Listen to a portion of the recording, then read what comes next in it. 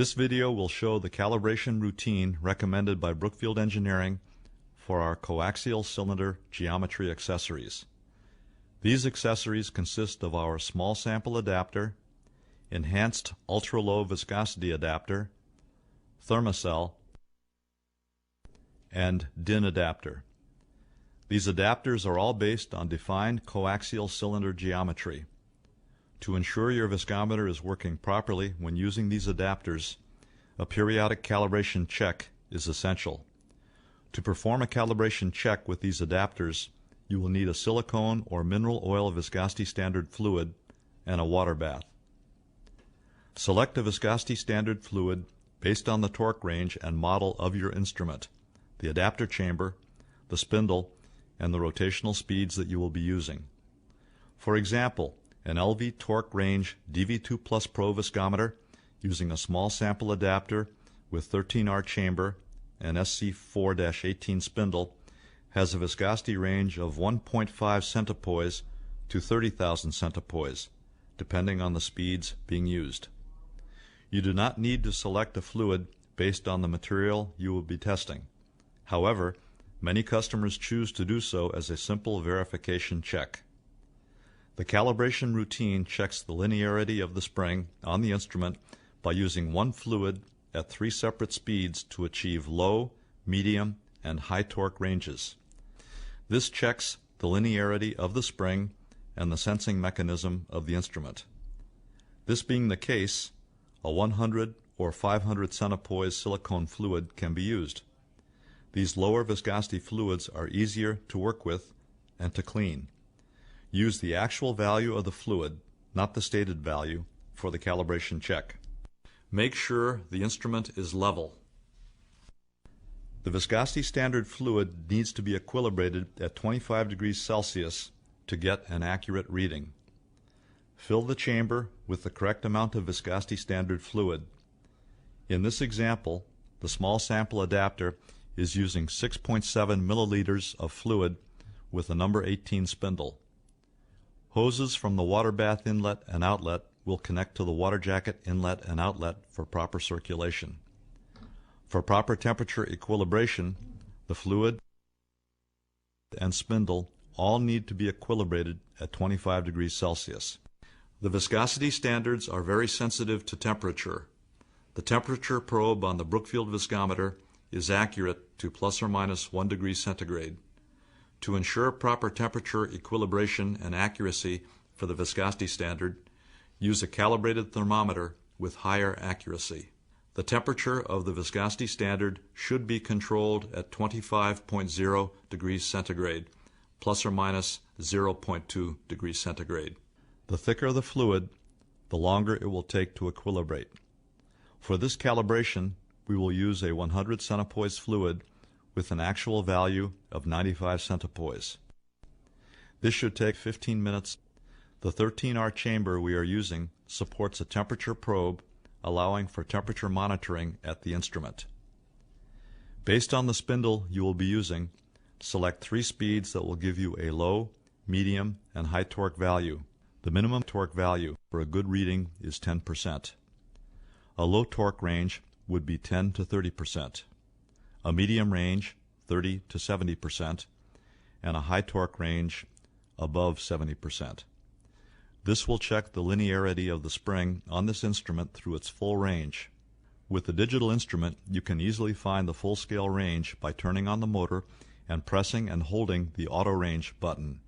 For example, if you have a 100 centipoise fluid, a full scale range of 200 centipoise will give you 50% torque. Tolerances for calibration are computed using plus or minus 1% of the actual fluid value and plus or minus 1% of the full-scale range. Brookfield viscometers have a plus or minus 1% accuracy, but using an accessory like a small sample adapter, an additional plus or minus 1% tolerance for each full-scale range is added. The tolerance for your reading is the accuracy of the actual value of the fluid added together with the accuracy of the instrument and the accuracy of the accessory, in this case the small sample adapter. You can perform a calibration check manually and enter the values and compute the tolerances for pass-fail criteria. Brookfield also supplies a calibration worksheet on our website that easily allows you to enter data, computes the tolerances for each range, and gives pass-fail criteria automatically. You can download the calibration worksheet from Brookfield's website at www.brookfieldengineering.com. Going to the link on your screen will take you directly to the calibration worksheet. To see what these tolerances mean, let's look at this calibration worksheet. Enter data in the bold fields. You will need to overwrite the existing data. First, enter the spring torque of your instrument. In this case, this will be an LV. Enter the actual value of the fluid in column A. The remaining fields in this column will automatically update as this value will not change. You can see the 1% fluid value column will update based on this entry. This is the accuracy of the fluid. Enter the spindle code in column D. Again, the fields in this column will automatically update.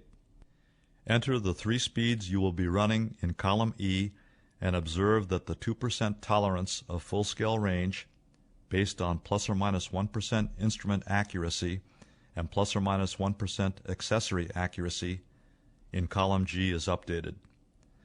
This is the accuracy of the viscometer and small sample adapter at this range. Now, run the 3 speeds you have selected. Record and enter the data in column I.